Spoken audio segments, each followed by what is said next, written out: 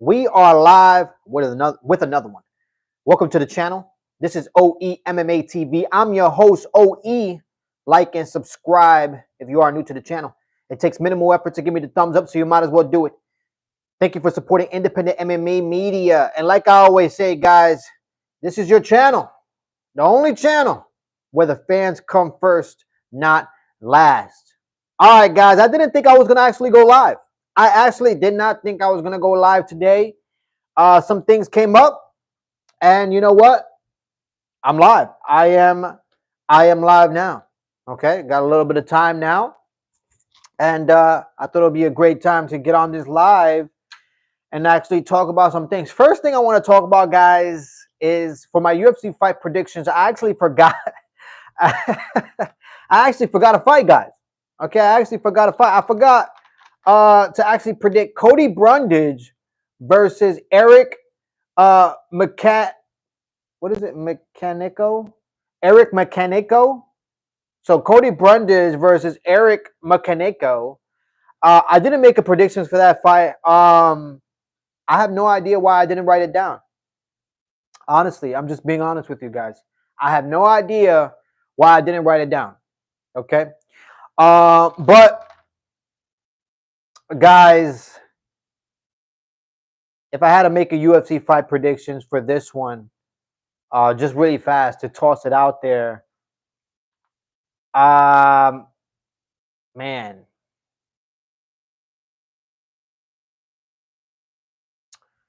Geez, I'm making this one live right now as it stands, guys. I'm making this live right now, my prediction. So for this specific fight, just because I honestly just don't know why I just jumped right over this fight. I really did.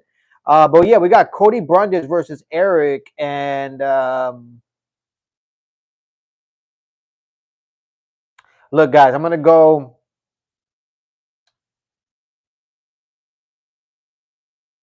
I'm gonna go with Cody Brundage. I think Cody Brundage will be able to take this fight. Most likely taken by unanimous decision or split decision, guys. But I did want to start off with that just because I did forget a fight on this card for my UFC fight predictions. So I am going for Cody Brundage to beat Eric. But moving on from that, guys, topic of discussion today actually is Chimaev, guys. Chimaev is a new topic of discussion right now. How you doing? Like and subscribe, guys. Welcome to the chat. Welcome to your home. How you doing, guys? Hopefully you're having a good one. You already know what it is. But yeah, topic of discussion is Chimaev, guys.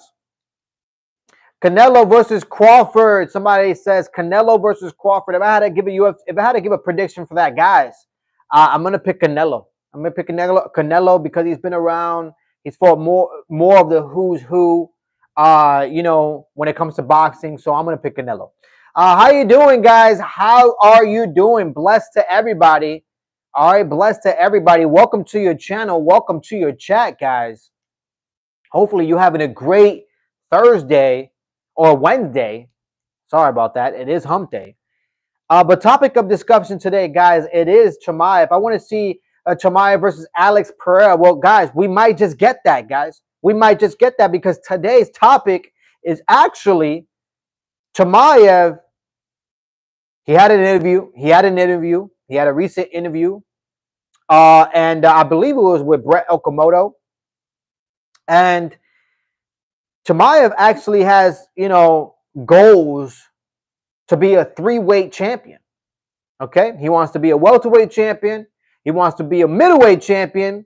And he wants to be a light heavyweight champion as well. I hope you're doing good, man. I'm doing good. I cannot complain. Thank you, Savage. Welcome back to your channel. Welcome back to your chat. Yeah, I got Canelo too. Yeah, I got Canelo, guys. But Chimaev says he wants to be a three-weight champion. He will be the first to actually accomplish this if he actually, does it. All right, it's easier said than done. Don't get me wrong, but there's a lot of possibilities when it comes to Chimaev.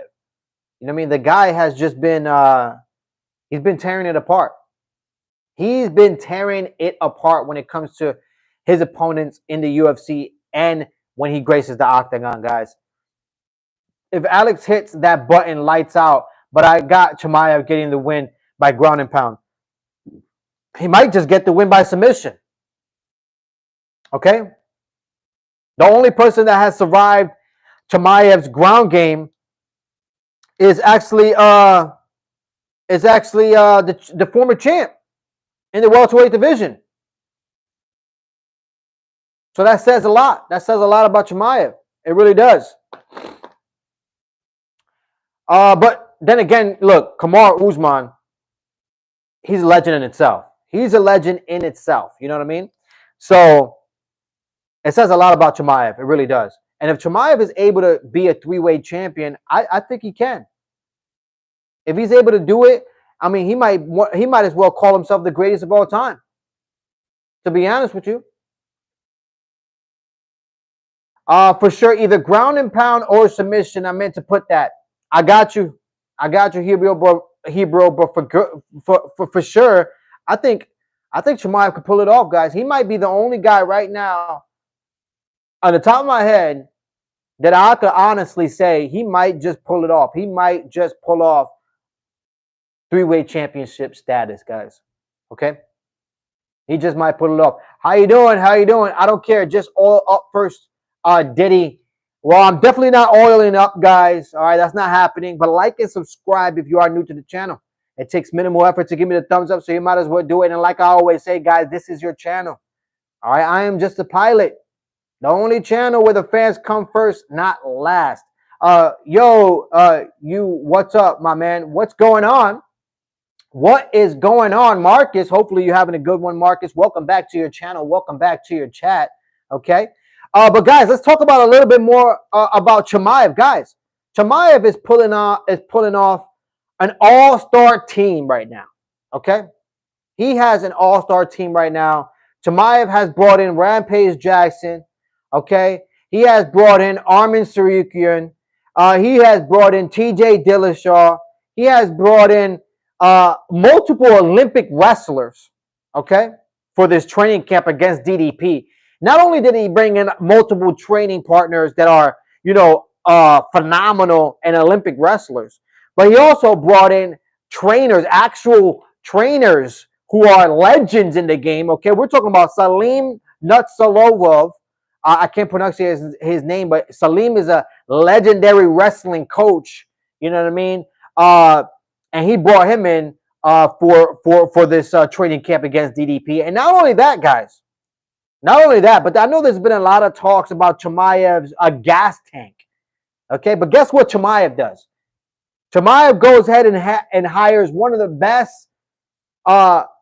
best coaches, all right, that can help with his gas tank, and that is Sam Calivetti. Sam Calivetti is a legend in the game when it comes to working on your endurance. Okay, Chimaev has put together the all-star team to make sure that he is 100% when it comes to facing DDP. He don't want no excuses. Okay, and it's crazy to think because right now all Dricus du Plessis has is a coach that has he basically has one coach. Dricus du Plessis has one coach that has a stick that electrocutes him every time he makes a mistake, guys. Okay? That's basically all he has. DDP is up against not only Chimaev, but he's up against this all-star team in Rampage Jackson, Arman Tsarukyan, TJ Dillashaw, multiple Olympic wrestlers, all right? Phenomenal legendary trainers in Salim and Sam. I mean, guys, Chimaev is not leaving any rock or stone unturned. Okay? He is making way to that gold. Oh, I'm thinking is cool. Got you, guys. Got you. But, guys, I honestly think Chimaev will be able to pull it off. If anybody could pull it off, I think Chimaev will be able to pull it off just for the simple fact that this is the type of guy that you actually want him as your champion. You want a guy who seeks basically everything that everybody ever says about you. Basically, you don't have good stamina. You got to work on your stand-up. Chimaev is actually seeking all the coaches to fill in those holes. And that's what you want in a champion. I have to disagree with Michael Bisping and a lot of other these, a lot of other channels on YouTube. I have to disagree with them because a lot of them are saying that if Chimaev becomes champion, that's going to be a nightmare for the UFC because Chimaev is not an active fighter. Okay, but let's not forget, guys, when Chimaev first broke on the scene, he was the one and only fighter that did, basically a 1 to 2 week turnaround. He fought once, and then 2 weeks to a week later, he fought another guy. Okay, and finished both guys. Okay, he didn't only beat them, he finished them. Okay, one of the only guys to ever do that. All right, I understand Kevin Holland. I mean, he has 4 or 5 fights a year, but that still, the turnaround for Chimaev was amazing.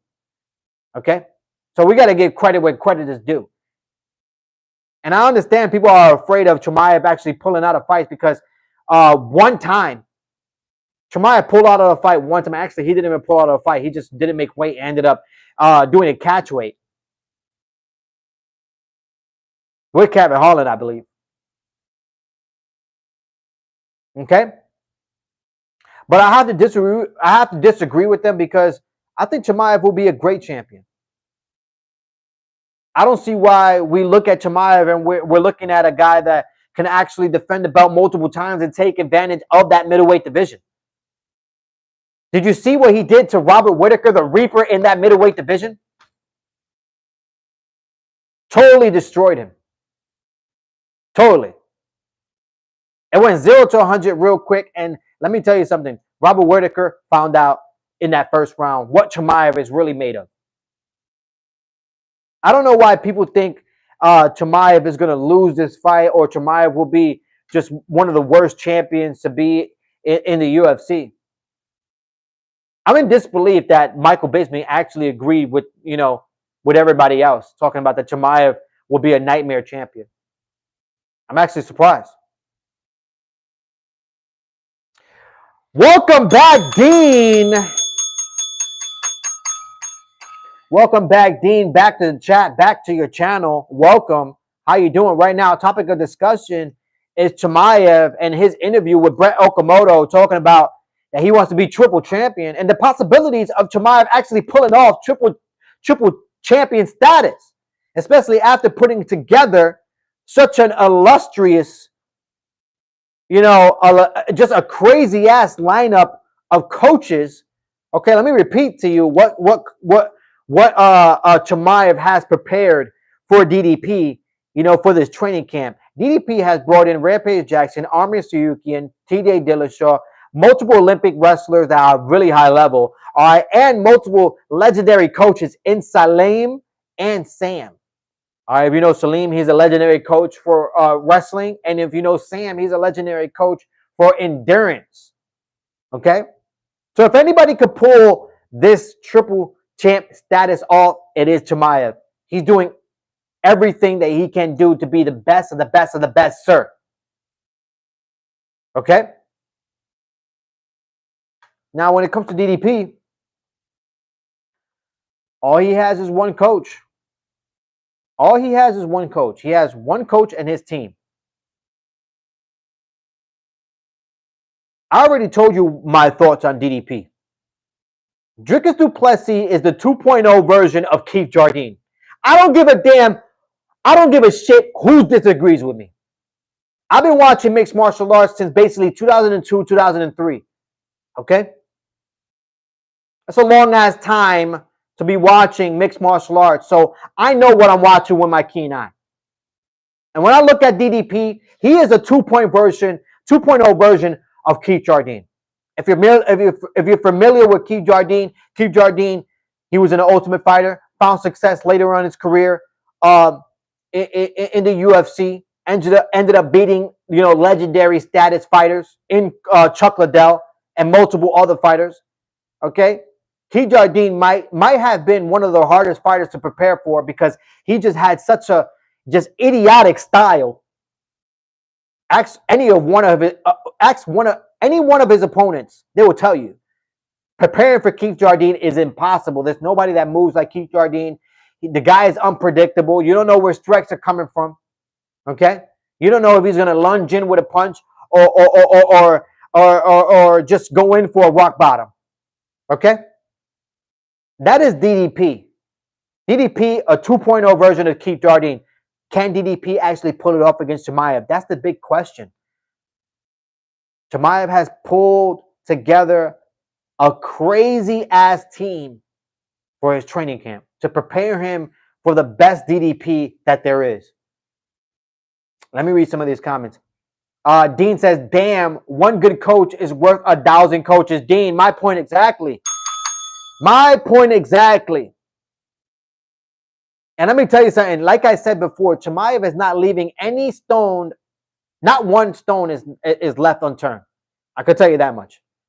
Chimaev is doing his due diligence. Okay? He doesn't want any excuses going into this fight. All right? He's actually doing everything he can. He's staying away from people. He's actually going to the gym and coming back home, coming straight back home. He is not doing anything out of the ordinary for this training camp. The reason why is because I understand Chimaev doesn't want to get sick.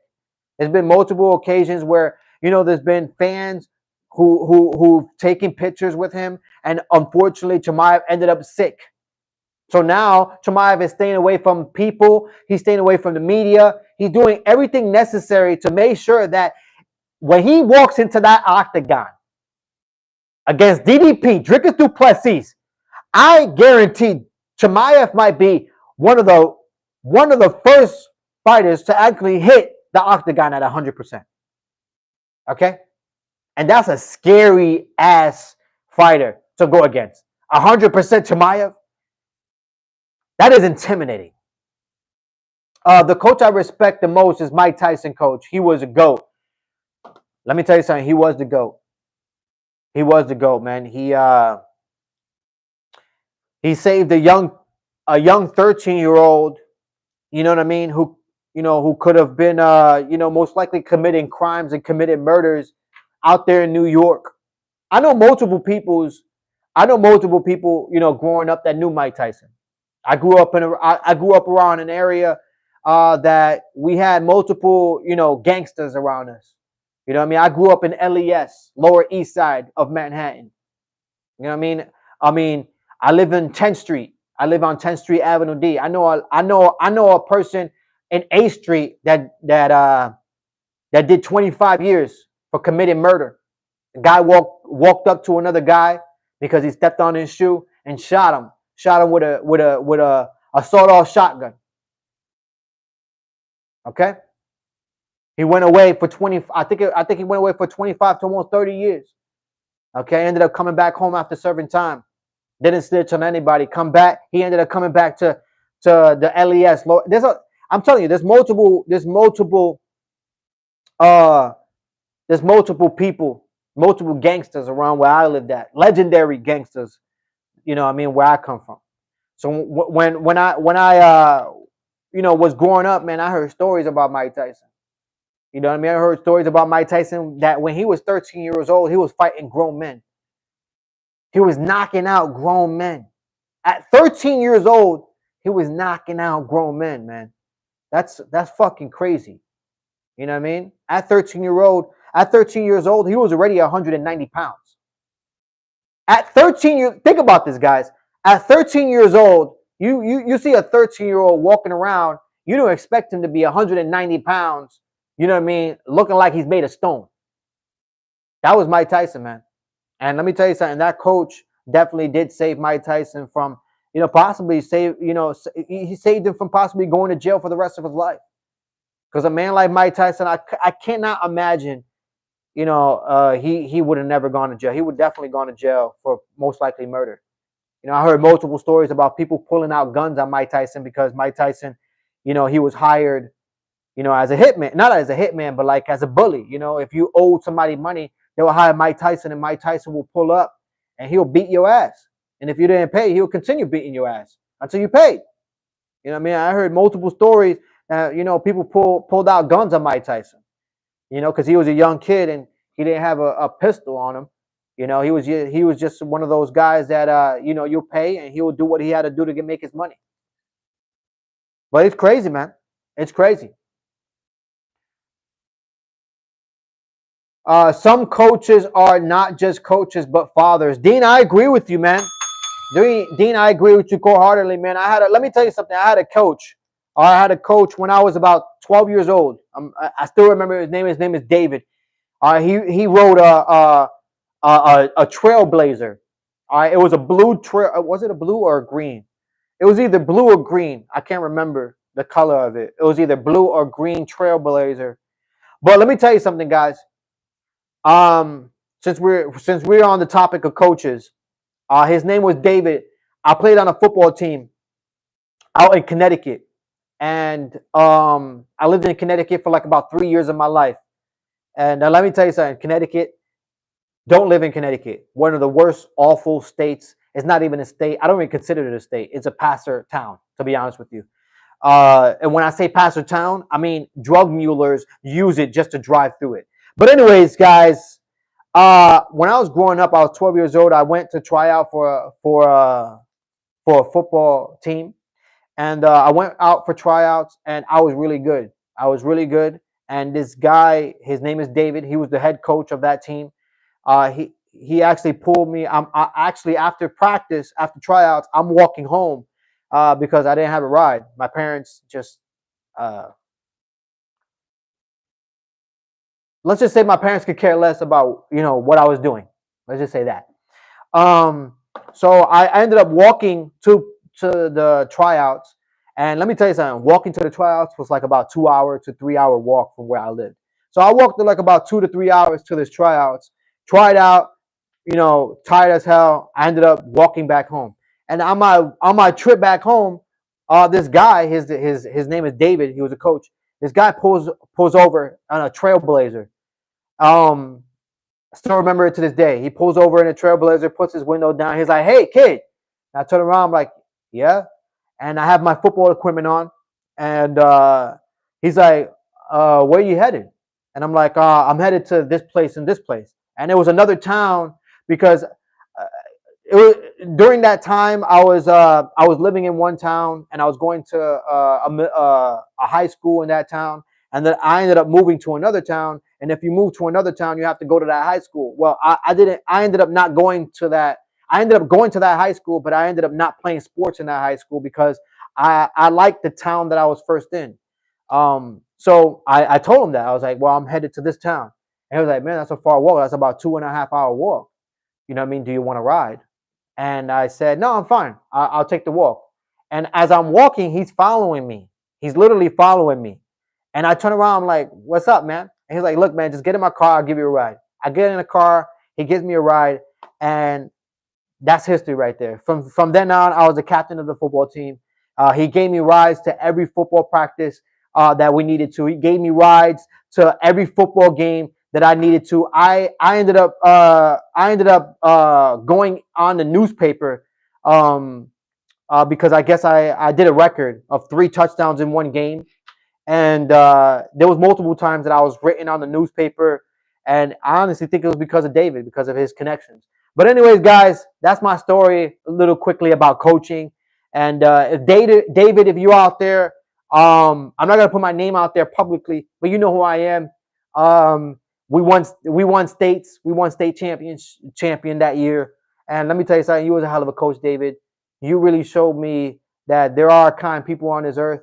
And you know what? I appreciate you, David. I really do, man. You really you left a everlasting memory in my mind of a person that cared, and I could appreciate that, man. You know what I mean? Because there's not a lot of people out here that actually care.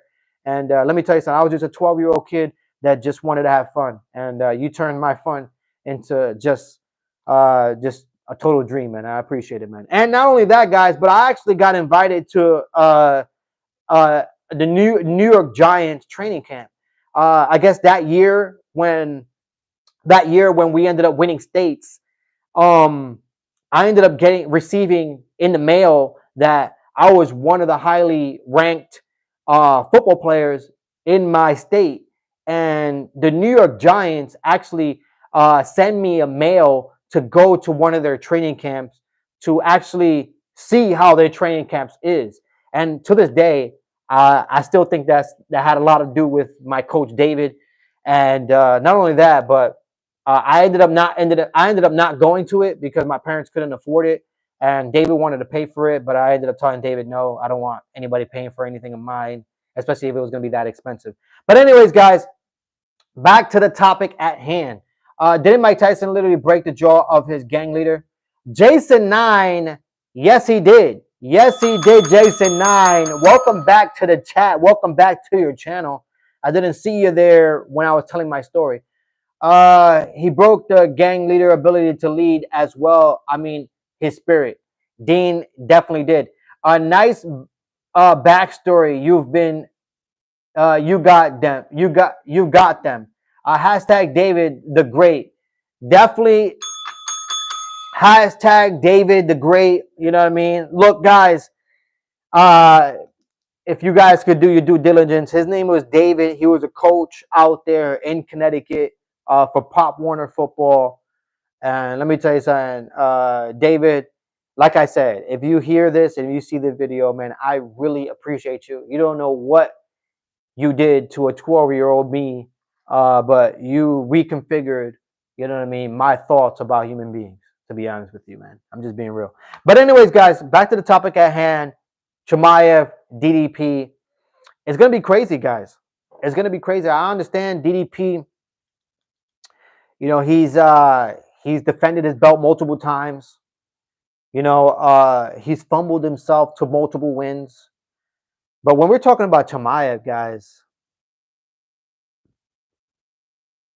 we're talking about an animal. We're talking about a guy who he doesn't give a damn what the critics say. The critics say Chimaev has no gas tank. So what does Chimaev do? He goes in there and finishes Robert Whitaker quicker than what you can actually fucking think. I did not think Chimaev was going to finish Robert Whitaker the way he did, as fast as he did. But when he did, that was the moment when I said, holy shit, Chimaev doesn't give a shit what the media says. You want to talk about stamina and endurance? Well, try to stop me in the first round. Unbelievable. Let me read some of these comments.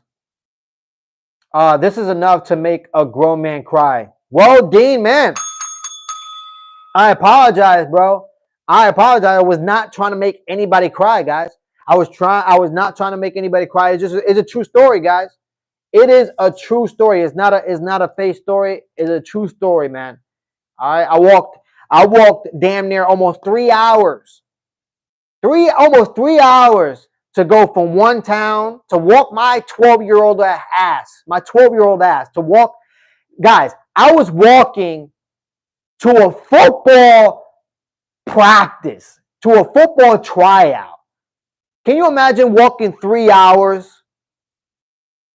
All right, with your football equipment on you, okay? You got your fucking helmet, you're holding your helmet, you got your fucking shoulder pads on. You're fucking walking 3 hours going up fucking hill almost half of the way because you're in fucking Connecticut. Fucking Connecticut is just all hills. So you're walking for 3 hours, walking uphill half of the way, right? And then finally you make it to the fucking football field. You're fucking exhausted. All right, but you have to suck it up. Drink a little bit of fucking water. All right, not too much because you know for a fact if you drink a lot of water, you're going to catch a fucking cramp. All right, so you got to do your due diligence. All right, even my 12-year-old ass was compensating and really, you know, strategic about my moves. And not only that, but I wanted to show out.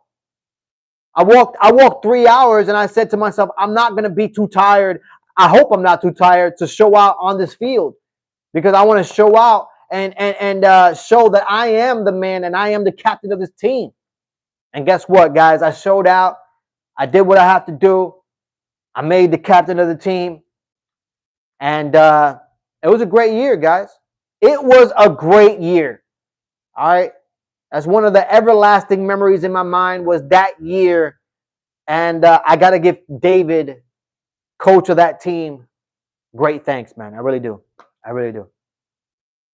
DDP is going to pull out some Bugs Bunny shit and win. Jason 9 says DDP is going to keep Jardine and fumble himself into another win.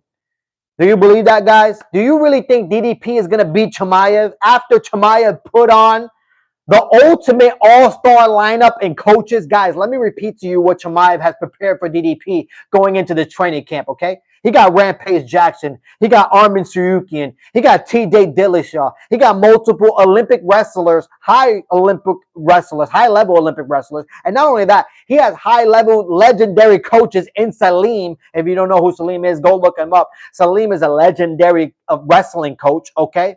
Multiple Olympic wrestlers underneath his training regimen. And not only that, but he has Sam, all right, Calavita. If you don't know, if you're not familiar with Sam, but he's a legend when it comes to training your endurance.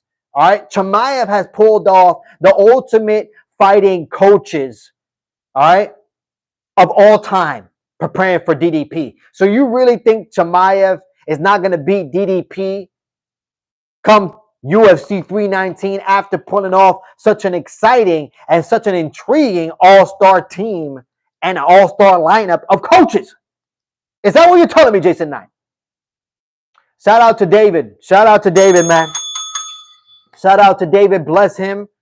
If he's still alive, you got somebody here who's still thinking about you to this day, man. You left an everlasting impression in my mind, David. Thank you so much, man. You and your trailblazer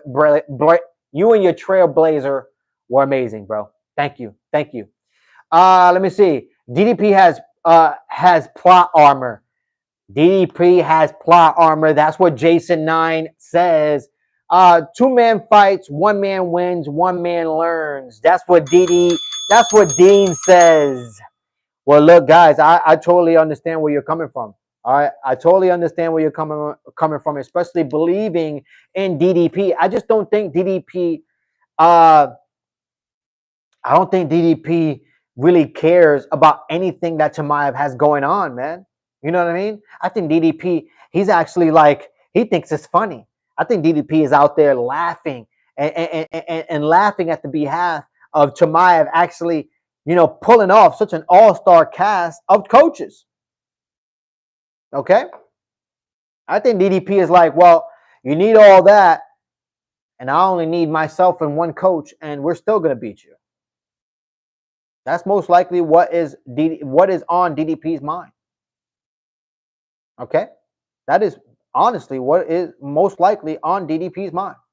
Plot armor versus the will to win. Plot armor versus the will to win. You're absolutely right, man. You are absolutely right. I decided to grab the mic because it's called for it, guys. I'm excited. I'm excited about UFC 319, one of the best cards of the year, to be honest with you. But guys, I'm looking at Chimaev, I'm looking at DDP, and this is going to be a terrific fight. This is going to be a terrific fight, man. This reminds me of, and it's crazy because that fight ended up quickly, but this reminds me of Vitor Belfort versus Anderson Silva. You know what I mean? This reminds me of that type of fight where it was like, you didn't, like, I understand, you know exactly who Anderson Silva was, especially in that time. You know what I mean? But you also understood who Vitor Belfort was, at that time as well. You know what I mean? And at that time, Vitor Belfort was on a tear, man. He was looking very much impressive. All right? And when Vitor Belfort went up against Anderson Silva, that was like unheard of. You know what I mean? Like, Brazilian versus Brazilian. It was something that you wouldn't see. You know what I mean? And two great fighters. You know what I mean? In their prime. That was something that I was just like, man, this is a terrific fight. But it ended up finishing fairly quickly. The legendary Anderson Silva finishing it with a legendary upkick that nobody saw coming. Nobody was throwing that upkick prior to Anderson Silva doing what he did to Vitor Belfort. That is fucking facts.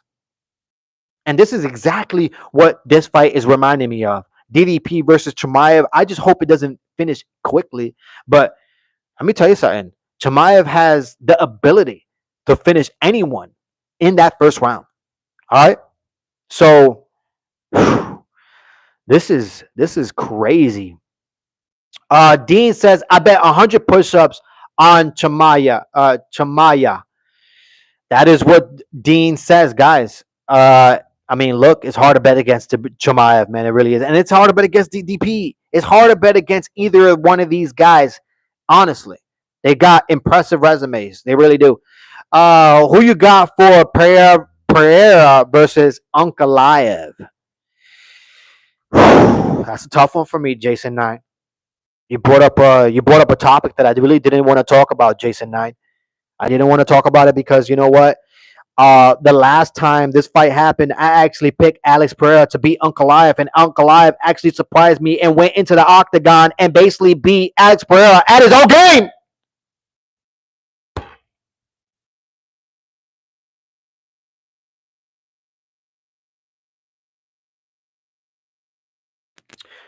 Sorry about that, guys. But for me, all right, this is something that this is something that I hold close, to my corazón. You know what I mean? So for me, I like Ankalaev, especially after his last performance. What he was able to pull off and do against Alex Pereira was very much impressive, guys. I totally understand that, and I respect that. And you got to give credit when credit is due. And Ankalaev, he just surprised me, man. He really did. So it's harder for me to bet against Ankalaev. But I'm an Alex Pereira fan. I really am. I like Alex Pereira. I really do. So for me, I really hope Alex Pereira can do his due diligence and go in there and do what he does. Put fists to cuffs. Accept that you're going to be taken down. Okay? Accept it. It's going to happen. Ankalaev is going to go for a double leg sooner than later, especially if Alex Pereira finds success on the feet. The moment Alex Pereira starts finding success on the feet, that's when Ankalaev will mix it up. So for me, I need to see Alex Pereira not be afraid of that takedown. Step forward, get into that void. Who gives a shit about the takedown? Okay, accept it. All right? But I am going for Alex Pereira for that fight. I'm just hoping Alex Pereira could pull this off so we can really see Alex Pereira move up to that heavyweight division and actually pull off. Alex Pereira might be the closest fighter to actually pull off triple champ status, guys. I understand Chimaev wants to pull that off, but the person who's the closest right now, is Alex Pereira. He's already been the middleweight champion. He's already been the light heavyweight champion, and now all that's left is one, and that is heavyweight champion. And let me tell you something, guys. That heavyweight division is in shambles. This is a perfect opportunity for Alex to take advantage of that. So I'm hoping Alex Pereira wins against Ankalaev so he can step up and fight in the heavyweight division so he can actually try to be the first fighter to ever reach or to ever achieve triple champ status, guys. Pereira for his rituals. That's what Dean says. Hey, Pereira does have some rituals, guys. Okay, and let me tell you something. He has succeeded. All right, he has succeeded. So, hey. But yeah, guys, I mean, things are getting very much interesting. Things are heating up when it comes to the UFC. Even though Dana White, is checked out, and it seems as if the UFC is kind of in limbo. You know what I mean? They're kind of just rinse and repeat when it comes to a lot of their, a lot of their movements. But I must say, I am very thankful for UFC 319. Very, very thankful. Hopefully the card stays intact. We have multiple fights on that card that I'm totally excited to watch. I cannot wait. And yeah, guys, this is going to be good. This is going to be good, guys. Okay. But yeah, guys, I think I'm out of here. All right. Once again, just to give the turnaround about the topic of discussion right now, and that is Chimaev actually having the ability to beat DDP. Chimaev actually not leaving any stone unturned. Chimaev is preparing with some of the best coaches that you can put together. DDP is going to have to come very much prepared for this fight against Chimaev. He's going to have to do his due diligence because Chimaev, he's coming in at 100%. He's dotting his I's. All right, he really is. Let me read some of these comments before I'm out of here. Heavyweight strikers like Popovic could be a problem for Poirier, though. Jason 9, I agree with you. I agree with you wholeheartedly, but let me tell you something. I'm just gonna make this really, really fast for you, Jason 9. If Alex Pereira beats Ankalaev, I know for a fact the UFC are not gonna book a trilogy fight with Ankalaev and Alex Pereira. They're just not gonna do it. Okay. So once Alex Pereira beats Ankalaev and gets that gold, I guarantee he's gonna step up to that heavyweight division and he's gonna fight whoever's champion in the heavyweight division at that time. That's who Alex Pereira will fight. It will be champion versus champion. So honestly, there wouldn't be a situation for Alex Pereira to worry about any one of those fighters, because I honestly think if Alex Pereira can get that light heavyweight strap, he's gonna be put right into contention with the champion, whoever the champion is. That's who's going to fight Alex Pereira. It's going to be a champion versus champion situation. I don't think they're going to give any one of those fighters an opportunity to stop a champion versus champion opportunity for the UFC. So I understand Popovic and a lot of other fighters can give Alex Pereira a lot of problems in that heavyweight division. But guys, I don't think those guys will get the opportunity to fight Alex Pereira prior to him fighting for that heavyweight strap. Mark my words, guys. Mark it. Book it. Okay? But yeah, guys, like and subscribe if you are new to the channel, guys. It takes minimal effort to give me the thumbs up, so you might as well do it. Thank you for supporting independent MMA media, guys. And like I always say, this is your channel. All right? I am just a pilot. The only channel where the fans come first, not last, guys. And don't forget to click that bell notification, guys. It keeps us all connected in this beautiful community that you guys are building. All right, guys. But guys, it's been awesome. I'm out of here. You guys have a good one. I'm most likely gonna go live tomorrow, so I'll see you then. All right. One love, peace. Until next time, y'all. Bless.